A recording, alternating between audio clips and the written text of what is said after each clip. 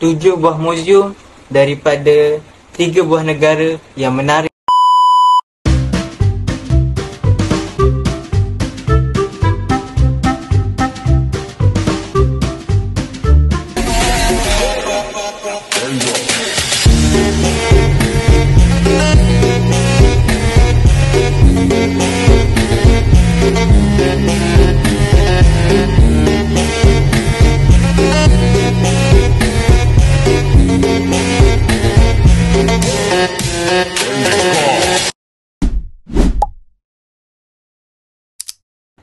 Jika perpustakaan terdapat ratusan koleksi buku-buku, jurnal, artikel manuskrip sama ada terbitan lama ataupun baru, muzium pula merupakan suatu tempat di mana terdapat ratusan koleksi penyimpanan artifak, barangan-barangan bersejarah suatu kaum, budaya, agama, negara yang boleh kita lihat dan boleh kita pelajari.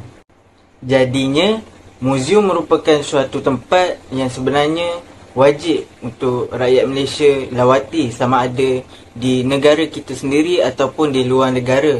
7 muzium daripada 3 buah negara yang menarik untuk kita lawati.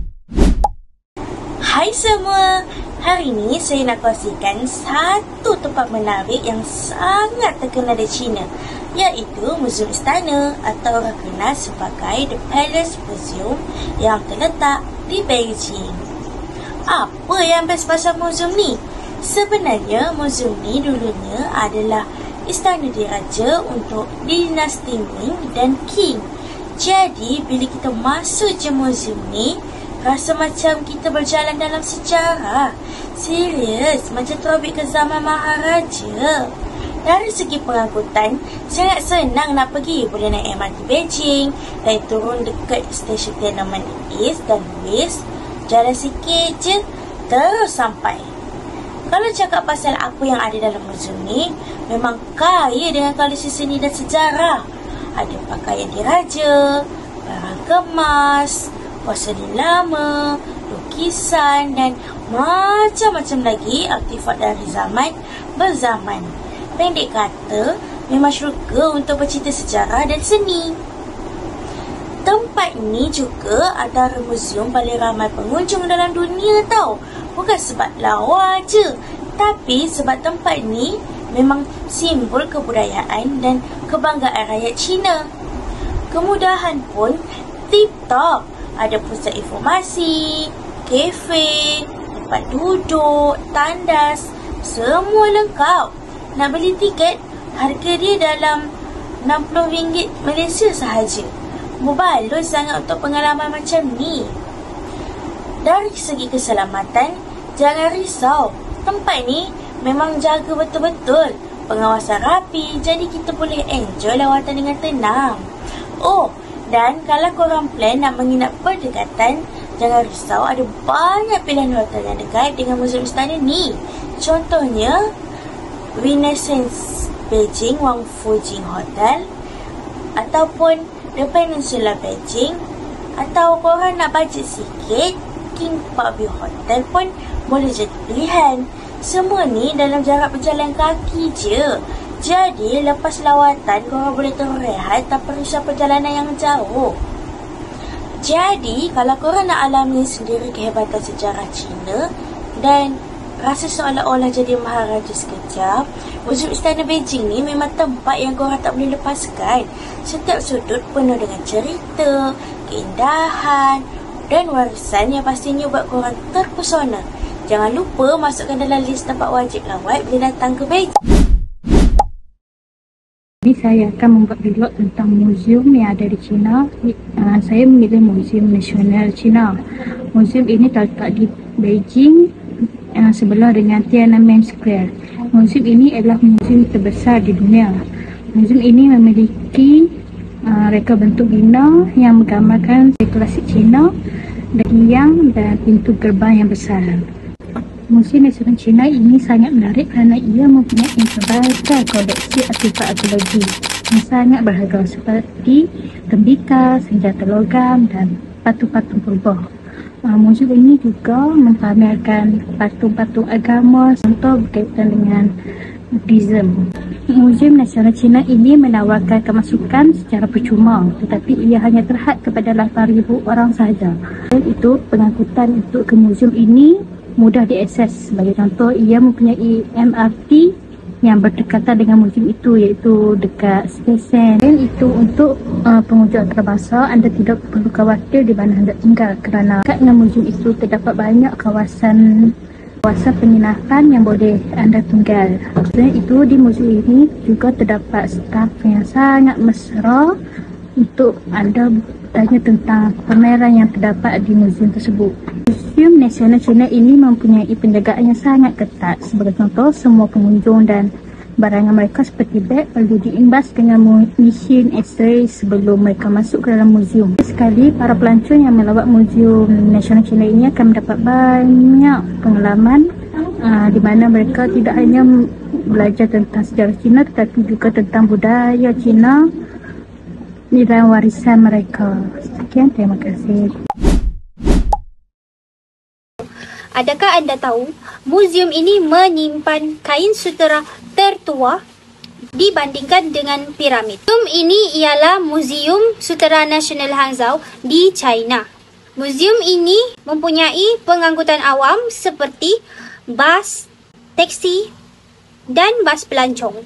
Terdapat beberapa fakta menarik seperti bangunan dibina berbentuk ulat raksasa serta pakaian sutera dipakai oleh Maharaja Tang. Di muzium ini terdapat 4 zon utama, iaitu zon pertama kita dapat melihat ulat sutera memakan makanan organik. Zon kedua mempunyai pameran digital di mana kita dapat menyentuh dan melihat pemandangan pada zaman dinasti Tang. Zon 3 pula ialah sutera yang dipakai oleh Maharaja bernilai 1 buah kereta. Kala di zon keempat pula, kita dapat belajar menenun secara bersemuka serta dapat membeli scarf tersebut. 3 kelebihan dan 2 kekurangan di muzium ini. Pertama ialah tiket masuk adalah secara percuma. Kedua, lokasi adalah strategik. Lokasi di mana Tasik Barat hanya 10 minit daripada muzium tersebut. Ketiga pula, muzium ini mempunyai kemudahan seperti bengkel dan kilang yang berdekatan di muzium tersebut. 2 kekurangan di muzium ini adalah maklumat yang diberikan dirahsiakan untuk melindungi artifak tersebut. Kedua, kurangnya penggunaan bahasa Inggeris. Jika anda ingin mengunjungi muzium ini, anda mestilah datang di waktu pagi untuk mengelakkan kesesakan orang ramai yang ingin mengunjungi muzium ini. Dan jangan lupa untuk ke kedai cenderamata untuk mendapatkan sutera scarf di sini, iaitu 100% asli dengan harga berpatutan. Muzium ini juga membuktikan kepakaran China dalam seni sutera. Jika anda ingin mengetahui lebih lanjut, boleh merujuk di aplikasi seperti TikTok, YouTube, Instagram. Sekian, ini sahaja dari saya. Seterusnya yang akan diterangkan dari rakan saya, iaitu muzium daripada Korea. Saya ingin berkongsi tentang Muzium Negara Korea di Seoul. Saya memilih Muzium Negara ini kerana menawarkan begitu banyak benda yang menarik. Sebelum saya beritahu lebih lanjut, saya akan menjelaskan pengenalan sejarah Muzium Negara Korea. Muzium ini terletak di tengah-tengah Bandar Raya Seoul, Korea Selatan. Ia ditubuhkan pada tahun 1945 selepas Korea mencapai kemerdekaan daripada penjajahan Jepun. Pada tahun 2005, muzium ini dipindahkan ke bangunan di Yongsan, Seoul, sebuah bangunan yang lebih luas, moden dan direka dengan elemen seni bina tradisional Korea. Muzium ini bukan sekadar tempat menyimpan artifak, ia menjadi nadi sejarah Korea di mana setiap ukiran patung dan manuskrip yang dipamerkan menceritakan kisah ribuan tahun tentang kehidupan, perjuangan dan budaya yang membentuk identiti Korea pada hari ini. Saya akan menerangkan kelebihan yang terdapat di Muzium Negara Korea. Yang pertama, kemudahan pengangkutan, iaitu mudah untuk diakses dengan pelbagai pengangkutan awam seperti kereta api bawah tanah yang terdapat di stesen Incheon, melalui bas awam, seterusnya melalui taksi yang mudah untuk didapati di sekitar Bandar Seoul, dan perkhidmatan e-hailing yang membantu pelancong untuk menampak taksi ataupun menampak kereta sewa. Kedua, muzium ini mempamerkan kepelbagaian bahan peninggalan sejarah seperti seramik purba, arca Buddha, manuskrip lama dan artifak kerajaan Korea dari pelbagai zaman, termasuk zaman 3 kerajaan, Goryeo dan Joseon. Ketiga, muzium ini merupakan tarikan pelancong antarabangsa yang popular. Ia menerima berjuta-juta pelawat setiap tahun dari seluruh dunia dan menjadi lokasi utama dalam lawatan rasmi, pendidikan dan pelancongan budaya. Seterusnya, saya akan memberitahu berkaitan kekurangan Muzium Negara Korea. Okey, yang pertama, saiz muzium yang terlalu besar. Bangunan Muzium Negara Korea yang luas menyebabkan lawatan agak memenatkan sekira ingin diselesaikan dalam satu hari. Saiz yang besar ini turut menyukarkan sesetengah pelawat untuk mengekalkan fokus, terutamanya apabila perlu mengunjungi terlalu banyak bahagian dalam satu masa. Yang kedua, penerangan pameran yang kurang lengkap dalam bahasa Inggeris. Walaupun terdapat maklumat asas dalam bahasa Inggeris, sebilangan pameran terperinci hanya disediakan dalam bahasa Korea sahaja. Keadaan ini menyukarkan untuk pelancong antarabangsa untuk memahami sepenuhnya latar belakang dan cerita di sebalik artifak yang dipamerkan. Sebagai rumusan, Muzium Negara Korea adalah lebih daripada sekadar bangunan pameran. Ia adalah tempat di mana kita boleh merasai denyut nadi sejarah, memahami budaya dan menghargai semangat bangsa Korea. Bagi bahan sejarah yang terdapat di Muzium Wayang Tradisional ialah dari segi alat pembuatan. Alat pembuatan yang terdapat di Muzium Wayang Tradisional ialah onggi. Onggi yang merupakan tempayan tanah liat untuk proses fermentasi, manakala siru berperanan sebagai kukusan tanah liat untuk menyediakan beras kukus. Setelah selesai mempelajari budaya dan bahan sejarah, marilah kita mempelajari berkaitan kemudahan dan kemesraan di Muzium Wayang Tradisional Korea ialah suasana yang mesra dan layanan penuh kehangatan kepada setiap pengunjung. Kaki tangan di muzium termasuklah pemandu pelancong sentiasa bersedia untuk memberikan penerangan yang mudah difahami sama ada dalam bahasa Korea atau bahasa asing seperti bahasa Inggeris bagi memudahkan pelawat antarabangsa menikmati pengalaman mereka. Dari aspek kemudahan, Muzium Wayang Tradisional mempunyai kelengkapan yang disediakan iaitu pusat reformasi dan pelbagai bahasa.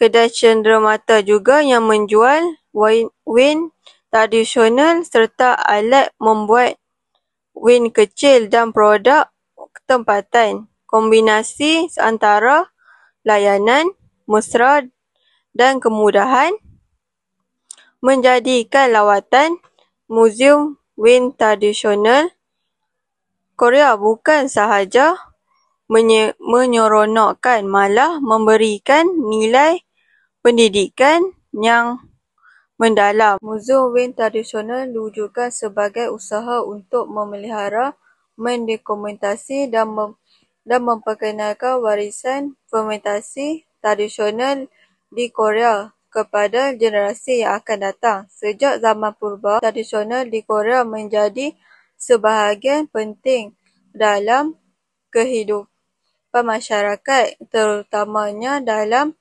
upacara keagamaan, perayaan dan perubahan sosial. Namun begitu, seiring dengan pemodenan dan perubahan gaya hidup, banyak pengetahuan tentang kaedah pembuatan wine tradisional semakin terpikir.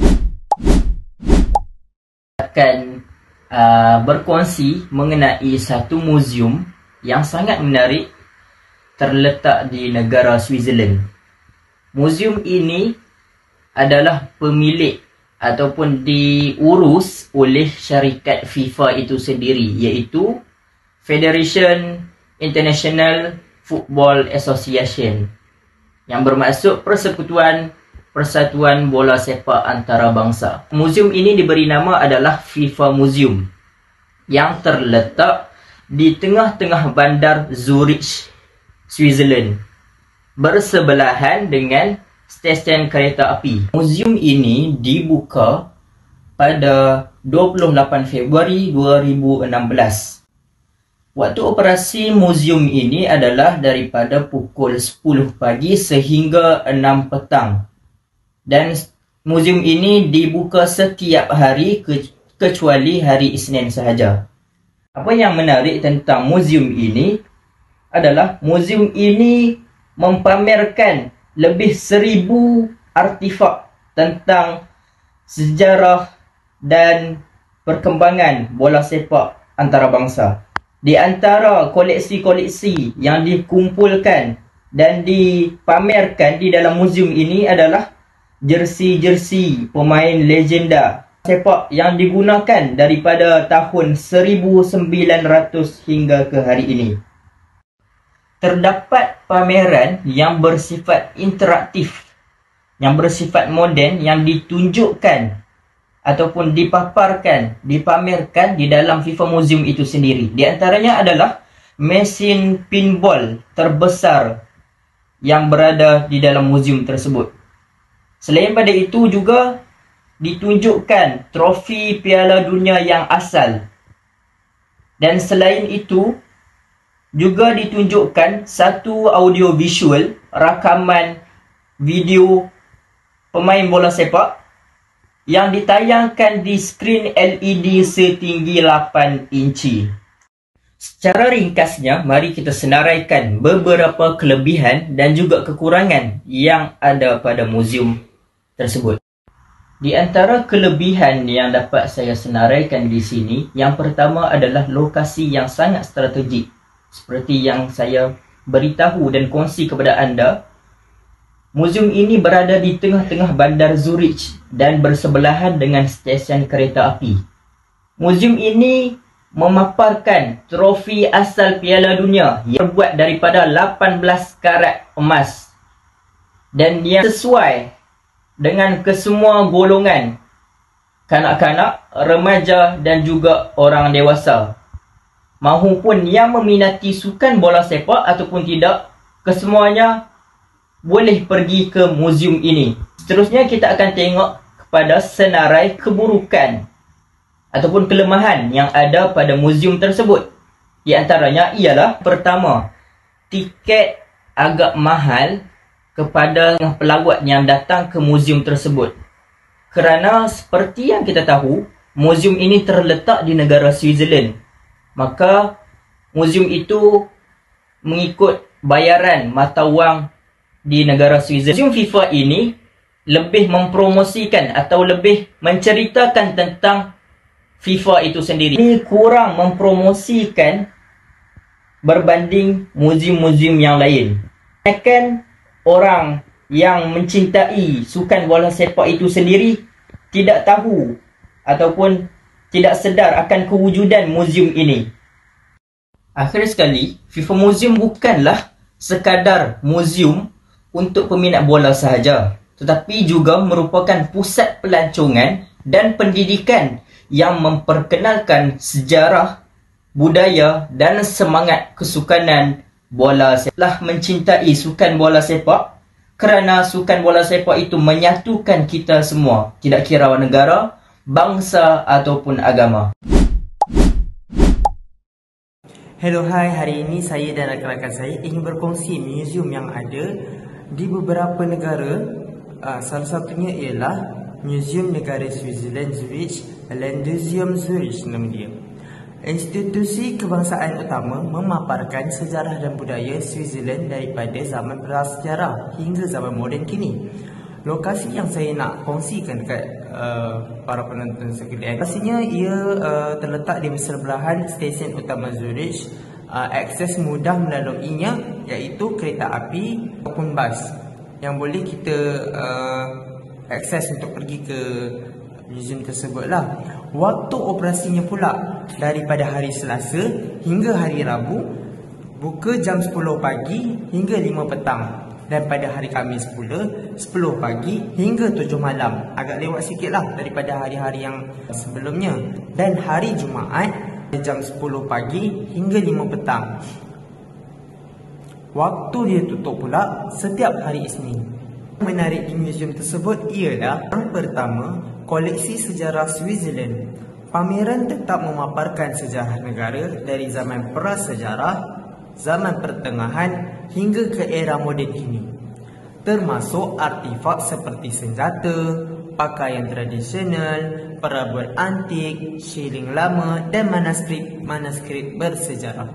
Yang kedua, pameran bertema. Pameran sementara bertemakan teknologi, budaya, pengguna, muzik dan seni craft Switzerland. Contohnya, dunia pengguna dan tekno, pameran tentang sejarah muzik tekno. Yang ketiga, bangunan bersejarah dan moden. Gabungan seni bina gaya Perancis iaitu bangunan lama dengan tambahan bangunan moden yang direka oleh firma Chris dan Gentebin. Halaman dalamnya sering dijadikan lokasi konsert dan festival-festival kecil. Yang keempat, pengalaman interaktif. Paparan interaktif seperti simulasi digital, peta interaktif dan tayangan multimedia untuk pelawat-pelawat memahami perjalanan sejarah dengan lebih seronok. Yang kelima, akses dan kemudahan yang diberikan. Lokasi tersebut sangatlah strategik. Ianya bersebelahan stesen kereta api utama Zurich. Ada kedai muzium yang menjual cenderamata unik serta kafe untuk berehat sementara. Yang keenam, program keluarga dan kanak-kanak. Aktiviti khas seperti bengkel seni dan program pendidikan untuk kanak-kanak dan juga keluarga. Itu saja daripada perkongsian saya. Sebagai kesimpulan, setiap muzium ada kelebihan, ada kekurangannya yang tersendiri. Sebagai contoh, ada muzium yang mempunyai kemudahan pengangkutan, ada muzium yang menawarkan harga tiket yang sangat rendah.